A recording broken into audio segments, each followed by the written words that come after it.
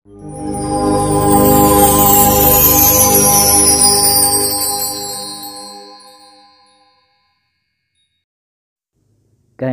ba ang gamit mong editing app?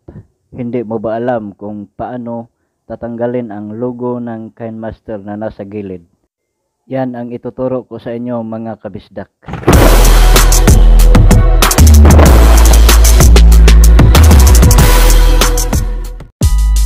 Unang gagawin natin, kailangan natin ang cover video. Pindutin ang media.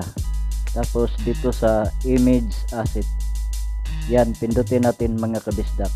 Di natin magagawa ang pagtanggal ng logo ng KineMaster kung hindi tayo kukuha ng cover video dito mga kabisdak. Halimbawa, pipiliin kong itong kulay itim. Yan ang panimula natin sa pag-edit ng ating video content.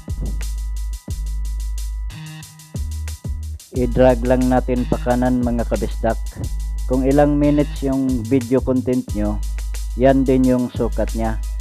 Halimbawa, mag-edit ako ng aking video.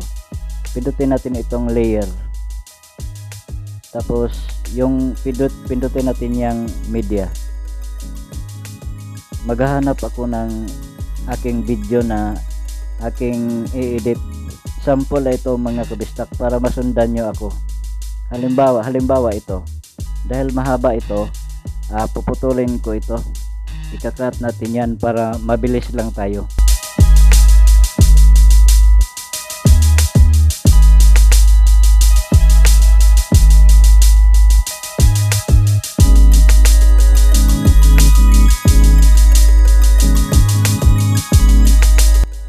Dahil mahaba pa rin mga kabisdak, kailangan pa rin nating ika-cut pa rin natin yan. Yung maiksi lang siya kasi example lang ito para mabilis tayong matapos. Nakikita nyo itong video ko, nandito siya sa gilid, at nakikita nyo dito sa bandang gilid sa kanan, ito yung logo ng KineMaster. Kailangan lang natin iwasan yan. Yung video content natin ilagay natin sa bandang gilid dyan, at wag natin ilagpas o isali natin itong logo ng KineMaster sa ating video content na ating ini-edit. Kailangan lang natin palakihin konti, wag yung aabot dyan sa logo ng KineMaster kasi ika-crop natin yan pagkatapos, dahil may isa pa tayong app na gagamitin na pantanggal ng logo ng KineMaster na ito. Ganyan lang ang pwesto ng video content natin mga kabisdak. Wag nyong ilampas sa logo ng KineMaster kasi di natin matatanggal pag naipasok natin yung logo ng KineMaster sa ating video content. So kailangan nasa labas lang siya para pag mamaya pag save natin dyan ay matatanggal natin yan, dahil may isang app tayo na gagamitin. Kailangan natin ika-cut kasi mahaba yan.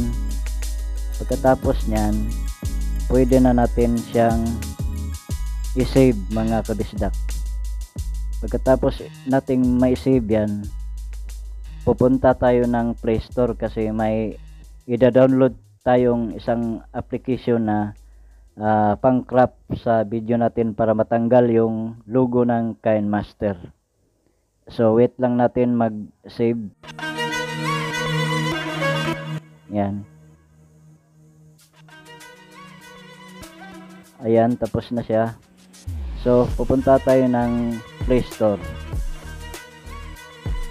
At dito sa Play Store mga kabisdak, kailangan natin i-search yung application na yon. Ang pangalan ng application na yun ay Crop and Trim. Crop and Trim. Yan ang isusulat nyo. Pagkatapos nyong i-search, dito sa bandang baba, yan ang app na ida-download natin. Diyan tayo magka-crop sa ating video na ini-edit galing sa KineMaster. So dahil nakapag-download na ako nito mga kabisdak, so i-open ko na lang ito. So i-open ko lang mga kabisdak, yan. At pagkatapos nandito na tayo sa loob, dito may maraming pagpipilian, pero ang isa lang ang kailangan natin, itong nasa taas, itong crop. Dahil dyan ika-crop natin yung video na ini-edit natin sa KineMaster. Pindutin natin yan, pagkatapos pindutin natin ang gallery para mapunta tayo sa gallery ng cellphone natin, at yung ini-edit natin galing sa KineMaster, pindutin lang natin yan mga kabisdak.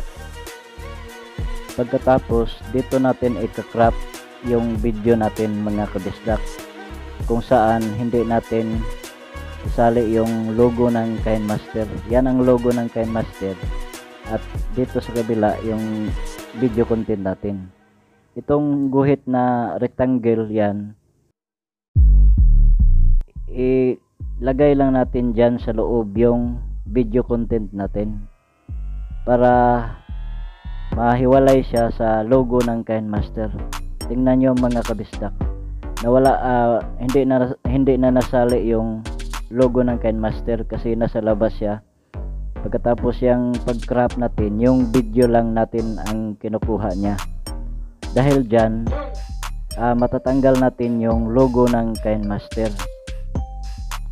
Pagkatapos nating mag-crop sa video natin mga kabisdak, may makikita tayong hugis check sa taas.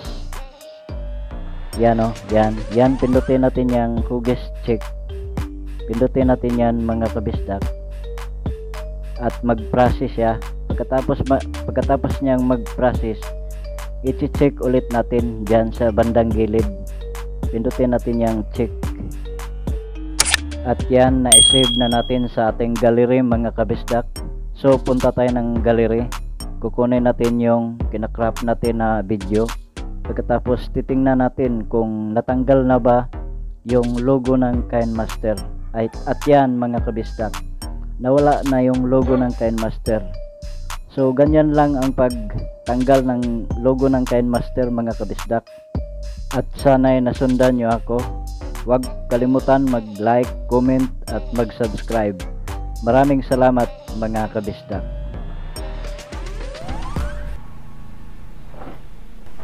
Oh my God!